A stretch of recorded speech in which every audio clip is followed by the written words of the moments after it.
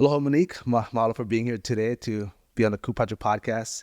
We'll get into it more, but I'm just so happy that we actually have a time to connect. Yes. I think a lot of times several times we met, we were like over Zoom. Right. That finally we get to see each other in person and talk stories and learn more about each other. But I know some people out there who are watching this and listening, they're probably wanting to be, who's Monique Ibarra? What is it that you do and so forth? Can you just give a quick intro about your name and where you're from and so forth? Yes. Aloha and good morning, Daniel. It is so nice for me to be here. I actually feel really honored and privileged because I know the audience that you have. And so I feel very privileged to be here. And as far as me, Monique Ibarra, I'm a social worker. I run the Domestic Violence Action Center here on Oahu.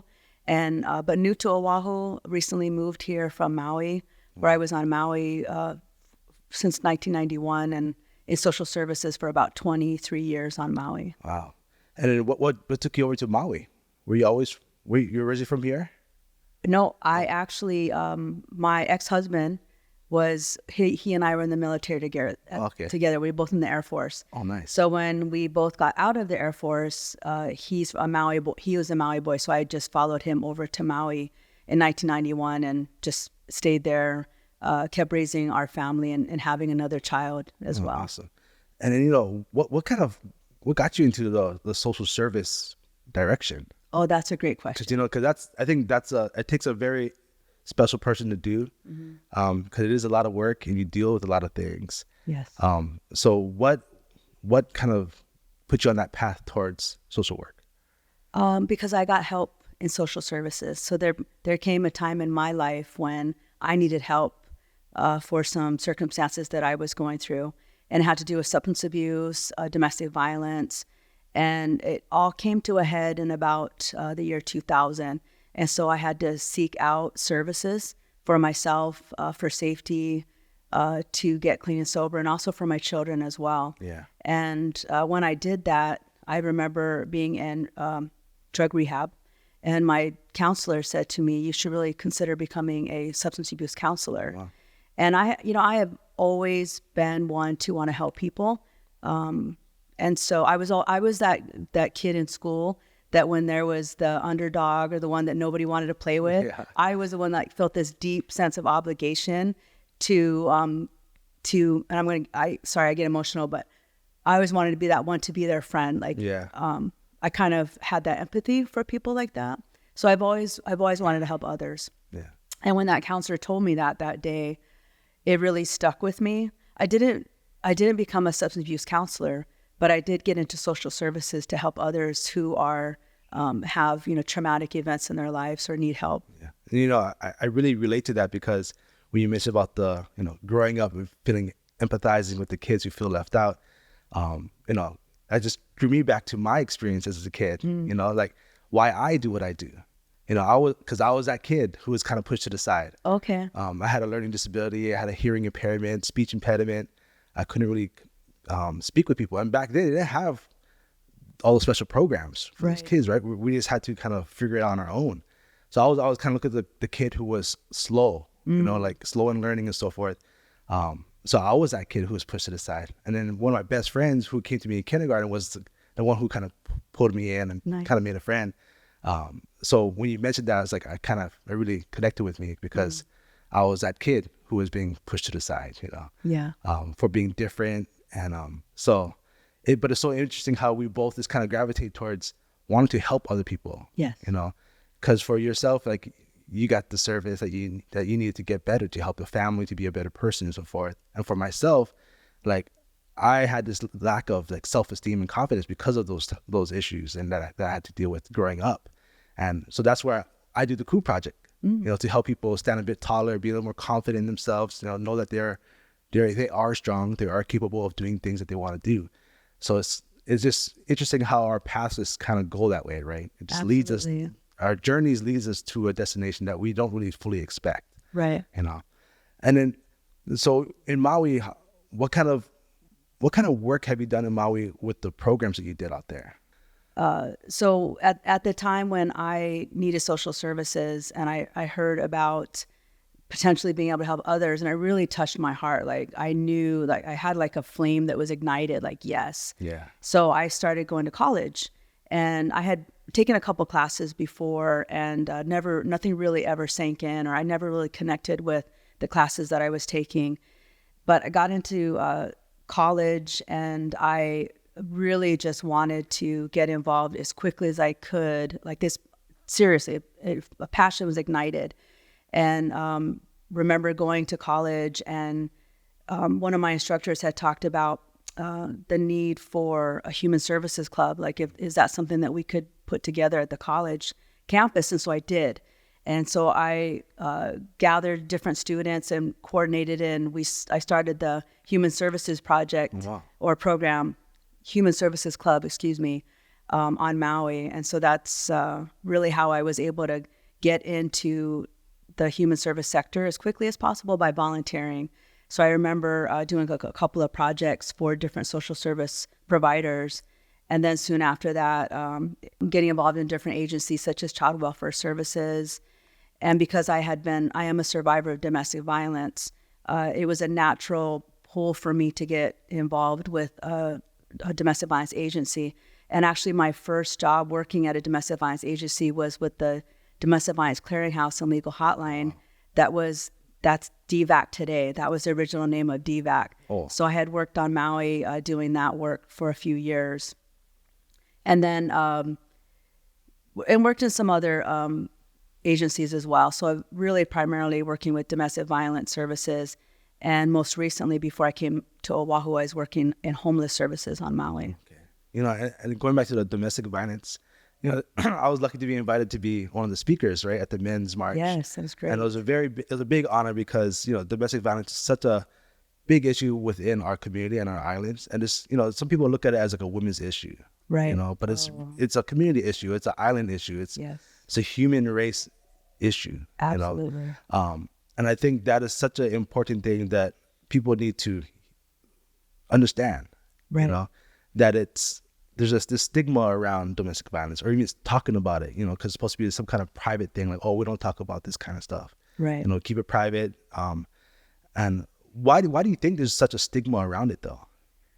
It's so personal, and there's so much shame involved, shame on both sides. So you have the victim of domestic violence, who are primarily women. There are men who are abused as well, but it's primarily women who are the victims of domestic violence. So when you choose a partner and you say you love that partner, and what do we do when we fall in love? We let the whole community know, right? We want people to know we're so excited and proud because we've met this person that we love so much. If that partner or that person begins to harm us or hurt us in some way, it's very difficult to tell people, this person that I'm expressing being proud to be with is now harming me and hurting me. It's very hard to tell people that. Also, when you love someone, you want the best for that person. There's a lot of hope involved. And so you may stay with that person and not really reach out because of what that means to them and to yourself. They likely don't want the person to leave their relationship, but they don't want the abuse to continue. It's just very difficult and hard for anyone to say anything about it. You also have the person that's, causing the violence or using violence. Either, there's all different forms of abuse. So psychological, physical, financial, there's all different ways. That person likely they may not even realize what they're doing. They likely, I'm going to tell you that in my professional opinion and as a social worker, both parties have likely been through some type of trauma in their life. Yeah. Most of us have. And so how do you navigate through that to understand that the behavior that you have or are exhibiting is harmful to somebody else? So there's a lot of reasons why there's so much stigma, but I think mostly has to do with there's just a lot of shame and trauma involved. Yeah, and I think that's why it's so important that people see these resources out there. Yes. So they get more of education and understanding of what to look for and how to get help when they do feel like as if they don't have any help, or no one will understand the situation that they're in. Absolutely. And I think that comes a lot with any kind of type of stigma against any type of topic, is that people feel alone. Yes. Or like the people won't understand what they're going through, or they'll be judged. It goes back to the whole feeling of shame. Yeah. And at the when did you become more involved with the DVAC, with the Domestic Violence Action Center? After becoming you're on the calling in Maui. What were you doing in Maui again for DVAC? Oh, I was an advocate when they were called the Domestic Violence Clearinghouse and Legal Hotline. And when you say calling, I do feel like I was called to this work years and years ago, but the career path that I took really didn't lead me to helping people. And so the trajectory, which is really interesting, happened when I came to this point in my life. And because I had received services myself, it was almost a natural pull for me to get into this work to help other victims of domestic violence. Yeah. And I think that goes back into how we are shaped by our past experiences and how we just find things fall in place without even expecting it. Right. Which I think that it takes a person to be open to it, though. Yes. Because sometimes we can very much not follow that calling that we have. And then we strive to do something else, but we never feel fulfilled. Mm-hmm. And I've come across those moments too when I'm trying something different and feeling just unfulfilled, and it takes a toll on myself too, like physically, mentally, emotionally, and it affects all the other relationships that I have. Right. Because you're not on this calling that you're getting pulled towards, but you're ignoring it. Yeah, you can't be your genuine self. Exactly. So anytime you're disingenuous or you're not who you really are, there's this struggle and this it's uncomfortable, and we know we're not. Something in us is telling us we're not really on that path that we're supposed to be. Yeah. So I love that. Yeah, and I think that takes a lot of introspection. Yes. And that could be a scary thing for many people, is to go into silence and just kind of like take a journey within. I always tell people, like, so often we are we so want to get away and just like escape to find ourselves and everything. Right. But sometimes just looking within is the hardest thing, It is. And when especially if you feel you're insecure or you have insecurities and you feel as if you're not good enough and I can't really do this thing, but you just keep getting pulled towards it. Yeah. I mean, this is why your podcast is amazing and the work that you do, because I think it can help people to be more introspective and to see that there's others that have these same thoughts and feelings that as long as you check it, you realize it, and then take that next step to be more aware and find out more information. Yeah, and I think that's why, in today's world, everything's so fast moving. Yes. Everything's all quick pace. People are on their phones scrolling. This all this fast. So that's why I always try to make an urge to just try to slow things down a bit, even for myself, because same thing when you're working and you have a family and you do all this, you do feel like you're just your head's all over the place, everything's jumbled up. You're juggling so many different things, but learning how to just sit and just reconnect, just to kind of ground yourself again. It's such an important thing for us to do. Speaking of grounding, that just made me think of something. What do you do? Because I mean, you've gone through your experiences and you deal with a lot of stuff on a day-to-day basis with the work that you do today. Yes. How do you stay grounded? Going through hearing about everything that's going on, which can take a lot toll on yourself. Mm-hmm. What do you do for yourself to stay grounded, to get over these emotions that you come across on a daily basis? Yes, my faith. Number one is my faith. So I do have faith in God. And I get emotional again because of where I've been, what I've been forgiven for. So I'm one of those people that say, by the grace of God, but by the grace of God go I. So that's my number one, is my faith. And I know who gave me the calling, and I know who I can go to keep me strong. So that's number one. My family, I have children and grandchildren, and they are, the love of my lives. And they really are the ones and my husband, that keep me grounded and strong I have a wonderful family, a large family, not just here in Hawaii, but on the mainland as well. So they help me stay grounded and strong, because there's days I'm like, oh my gosh, I am not the right person for this job. I can't believe they picked me. No, and then I'll reach out and, people will help set me straight. That's the one thing, is if I get too introspective and I start thinking too much like that, I have to get out of my head and go back to, wait a minute, you've been chosen for this position. obviously, people are counting on you. They trust you. Don't let them down. Get back out there and stop, what do they call it? Having a pity party. Like, stop that. Belittling yourself and everything. Yeah. I think we do it all the time to ourselves, right? Like, we don't really look back and upon all the accomplishments that we do. We really downplay like our journey. Yeah. And I'm in the same boat, like when I was asked to be a speaker at the men's march, I was just like, why do you want, like I'm just like, look, I always view myself as just this island boy who's just from the islands, who just comes from humble beginnings, just wants to just talk stories, hang out with people and help people out and everything. And then seeing who was also speaking at it and seeing people around, it was like, wow, I feel like I was like almost like that imposter syndrome thing, right? Yes. Why am I here? Like, I'm not supposed to be here.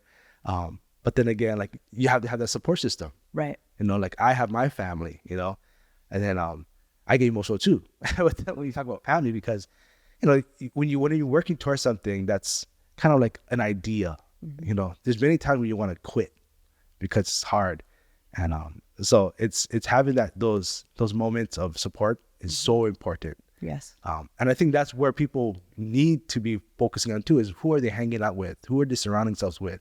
Do you have a support system when you feel like you're not yourself anymore, or you're questioning things? Like, who do you go towards? Like you said, you have your faith. That's like something that you can like pray towards, right? Right. And like ask for guidance and everything. And even for me, like, I go towards nature, and I just walk around and I just go into like the ocean, go to the mountains, and just kind of just go for a walk. Right. And then just try to listen. I love that, because what we're both pointing at is like there's this bigger thing. There's this larger picture outside of ourselves that to me, even for example, I've never been to the Grand Canyon. I hope to go someday, but I've been to other areas, just being in Hawaii, for goodness sakes. And you go over, the Ko'olau Mountains, and you see how huge they are. And you're like, we're really just a small player in this big, huge picture. And that is very grounding, because you realize like we are part of this amazing system that, we feel small, it's larger, but we're still a part of it and we're of it. Yeah. We're talking about the Domestic Violence Action Center. What is your role there? I don't think we covered that yet, because that's why I was very excited to have you in here to talk stories and to learn more about the resources that are out there to help these people who feel like they don't have the help that they need, or the education and the resources that they need to learn more about what's available for them. So what is your role now at DVAC? I am the Chief Executive Officer of the agency. Yeah.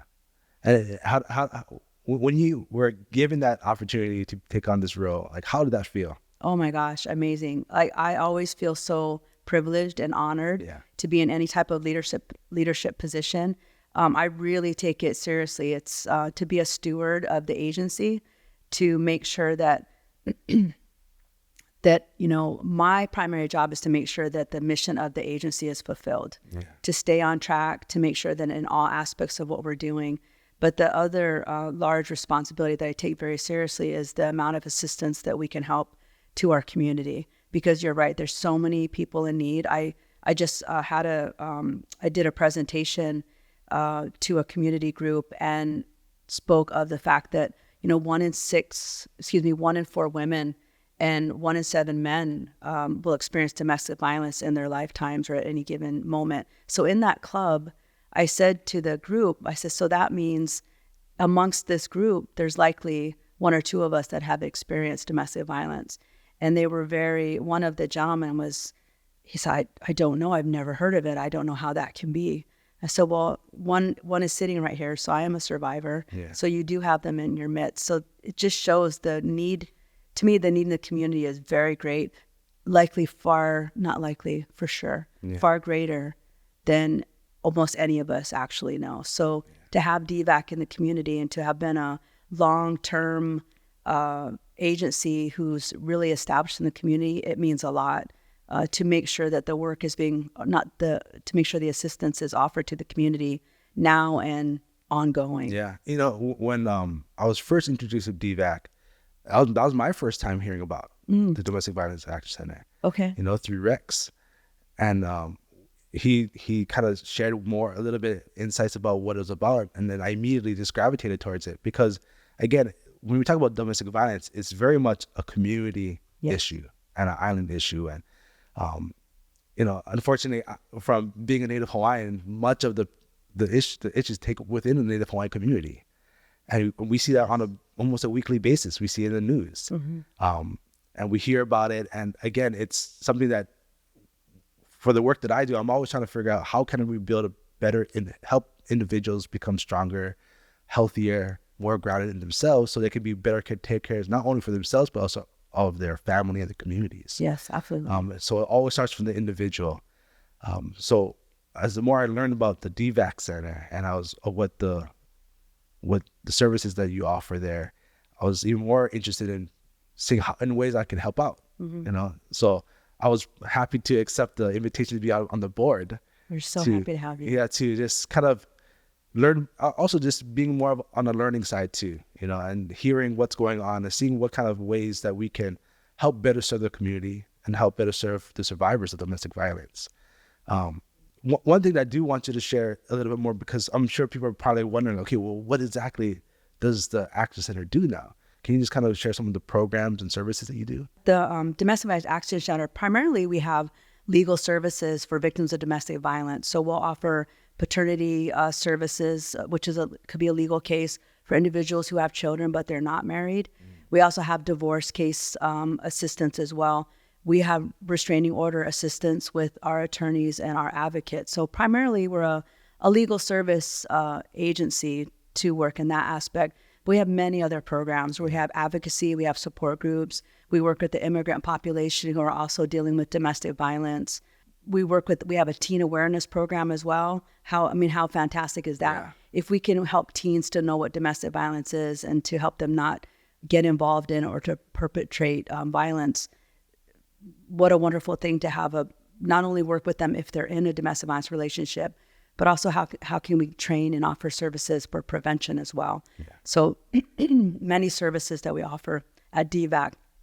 Training and awareness in the community is also something that the agency's been doing for many, many years. Yeah. And again, part of having this, like the Men's March, for example, against violence, what a wonderful way to get to the community involved, to say, look, there's this thing happening, and men, we really need your support to say, to tell each other, let's not use violence or domestic violence to harm our loved ones in our community. Yeah, and I think that's such an important thing, is to build up that awareness. Yes. And have these conversations around domestic violence so that it's out there. Yes. I think a lot of people know it's out there, but they, again, don't want to think about it. Yeah, it's hard. It's a tough subject for people to think about, to know that's happening. And a lot of times, if you ask me, it's because there's very little that we think that we can do to stop this from happening in our community. Yeah. So we may hear our neighbors, perhaps if you have a neighbor that's loud and fighting all the time and you hear noises, we get really frustrated. We're not quite sure, what do we do about that?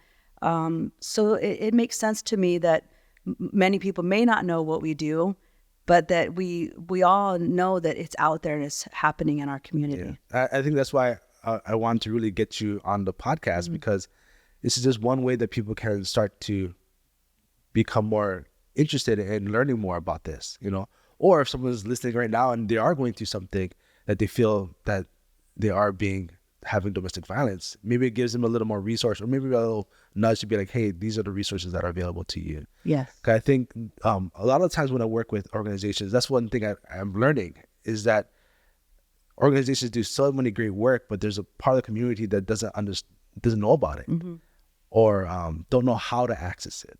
Right. So that's always been an interesting puzzle for me to figure out, because it's like we have so many people like yourselves and organizations like DVAC who are doing great things within the community, but there's a part of the community that doesn't know about them yet. And whatever we can do to get to those areas that don't know about them is so important, because it just builds again, going back to awareness, confidence, not feeling alone, not feeling shamed, that it's the only thing happening to them, that there are other people who are going through the same issues and are getting help. And I think that's where the support groups come in too as well, right? I think when I was on there was a Ho'i Kaika program on there.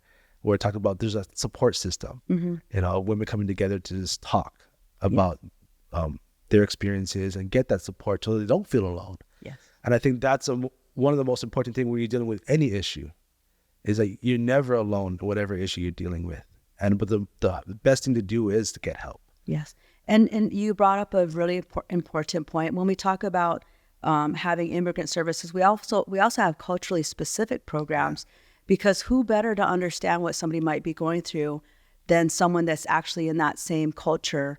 So we do have Ho'ikaika that works with Native Hawaiian women and their families when it comes to what does it mean for them to have domestic violence in their lives. Yeah. And it really opens up this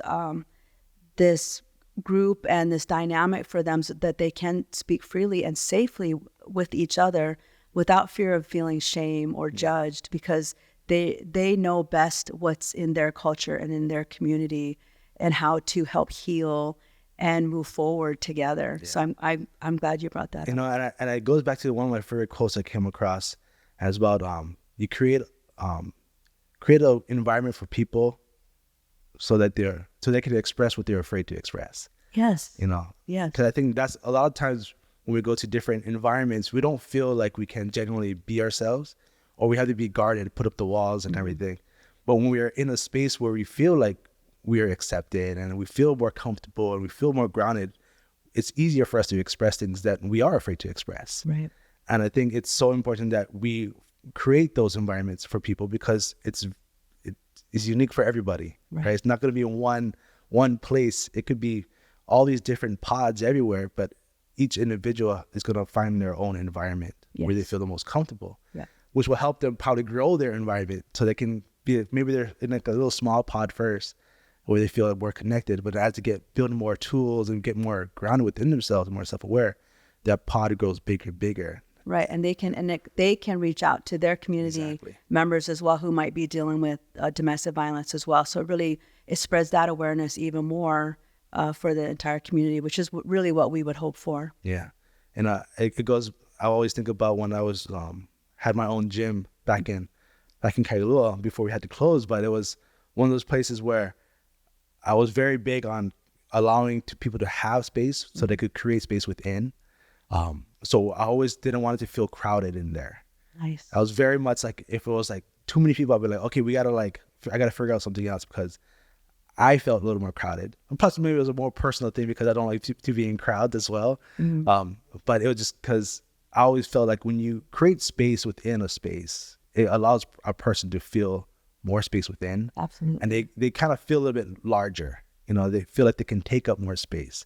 Where some places where they go to like a board meeting or they go to their own home and they feel like they're always got to be small. Mm-hmm. So if I could create this space where they feel large and feel open and they can open up, you're doing more of a service to them. They're just working out and exercising. That's just part of it. But the space that you create is the most important part. Oh, you're so right. And I even metaphorically, when you're saying that, it just makes sense. We do need space to breathe, to heal, to be more aware of ourselves, because if we don't have that space, then everybody else is in it, and we're not really able to be more self-aware and even look at healing or moving forward in some way. So having space is so important.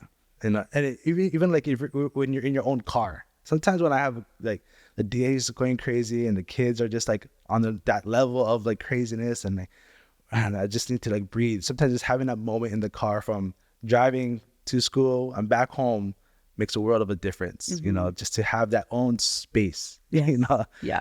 Listen to podcasts. Yeah. Or call your support system. Yes. Yeah. Absolutely. That's always a good thing to do and check in with. When it comes to DVAC, what are some of the hopes that you kind of, because you just recently became Chief Executive Officer last year? Yes, in September is when I came over to the agency. Now, what are your hopes to bring into the center now? Well, when you mention awareness and how oftentimes you don't know, or you learn that an agency is doing a certain part, a certain work in the community that you weren't aware of before. Yeah. So as a nonprofit, most nonprofits don't have that extra revenue or funding to be able to have a media attention in that way. So we are going to look programmatically and make sure that our programs are financially covered, that we have the staffing that we need. And oftentimes the media portion is put on the back burner. Yeah. And as much as we try to get additional funding for that, it doesn't always happen, because oftentimes donations come to just really cover the bottom line. So that's important to know, because if I had anything, if I had like a miracle today or that like golden ticket, it would be to have the type of media coverage that you're speaking of, so that we could be on the actually have we're looking for some funding right now for a strategic communications plan for the agency. Many times, and unfortunately, and this is a part of the job that I don't care for, but I understand doing it, is we'll have a domestic violence tragedy that will happen in the community. Yeah. And then the agency will speak on behalf of that tragedy and what that means. And this actually happened in December, when Teresa Cachuela was murdered at Pearl Ridge. And one of the first duties of this job was to go on the news to speak of that and what that meant. With the strategic communication plan, we could be more proactive. So my vision would be to be proactive, to get the information out to the community, to say that, domestic violence is happening in our community. We know it, we hear it, we don't know what to do with it oftentimes, or we don't know how to help somebody if they are going through it. So if you can imagine us, DVAC, being out in the community, having radio spots. We'd love to have a podcast someday. We've talked about doing that ourselves.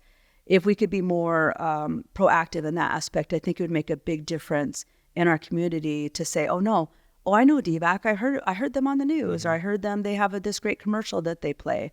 That would be wonderful. Yeah, that's awesome. Because I think going back to what we just talked about earlier, right? It's just that awareness. Yes.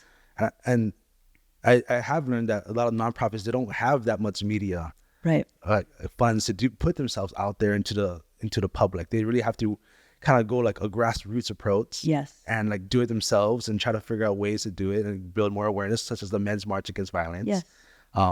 But that thing just happens one day and it's done. Right. I'm always asking, then what? Now what? Mm-hmm. Whenever we do some kind of program or do something that's really like inspiring and gets people all together, and then everybody leaves home, and I'm always questioning, okay, now what happens? What's next? And I think that's when Rex kind of approached me after the Men's March, and he asked me, so you want to do something about it? Because he was probably questioning me, like, now what are you going to do about it? And that's why I was very honored to be asked to be part of the board, to be part of DVAC, and to offer any help that I can offer, because it is something that affects all of our families, and and that's aligned with what I do. My hope is to just build healthier, stronger families in Hawaii or all over. Whoever is drawn to the message that we're doing at the Coup Project. So. I think too, you're normalizing conversations. You're saying that it's okay, like, let's just talk or talk story. Yeah. It's okay to bring it up. There's people there that are willing to listen and will hear you. And even your message for people to believe in themselves and to take that time and space is really important. It's very healing. So you have a very healing message that you send out to the community. I don't know if you're aware of that or not, but that means a lot. No, thank you. And because, it's always one of those things that I try to do for myself, because I need that constant reminder for myself, given my past experiences with all those things, so we always need to have some kind of daily check-in. Yeah. And working on the project and everything has given me that daily check-in for myself. And I'm just honored to have people who in the community who are listening to the message. I told my mom finally told me one day, she's like, oh, you're living out your name, your Hawaiian name, And my Hawaiian name is Mahina Manulani, which is basically the messenger. Oh my gosh, that's awesome. So I was just like, oh yeah, wow, that is kind of, because that's what I just want to do. I just want to put out a message where people can either reflect on, take the time for themselves, just to feel more grounded. Yeah, you definitely have a gift. Oh, thank you. Yeah, Monique. and that's why when people see a gift in someone else, or you have this message that you're sending out to the community, I'm actually very honored and blessed as well and privileged to have you on our board of directors, because as a CEO, I really look towards the board of directors for that guidance, to help me stay in the lane that I need to stay, to make sure that we are on the path that we need to be, that we don't veer off. So you have that talent and that gift, the mana'o to bring to the agency. So we're very thankful to you for that as well. Monique, on that note, is there any last advice you can give to somebody right now who may be questioning if they are going through domestic violence? Reach out and call. And if you're not sure, there's other agencies on Oahu and statewide, actually. If this goes out, nationally or worldwide, there are domestic violence agencies in every single community. So please call that agency. You can say that you're asking for a friend. There's no shame in that, to get information, but just don't wait if you're not sure. One of the best days of my life that I had was when somebody told me what I was experiencing was domestic violence, and I had no idea what I was going through.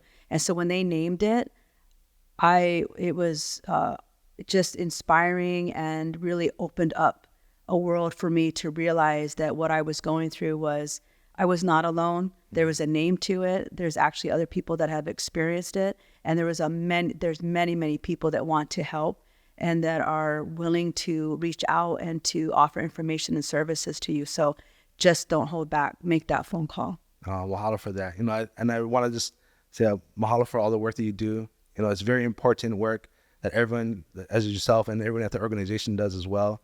But yeah, just mahalo for being this beacon of hope for people who feel alone. So mahalo. Mahalo to you too, Daniel. Aloha. Thank you for having me today. Yeah. I appreciate it.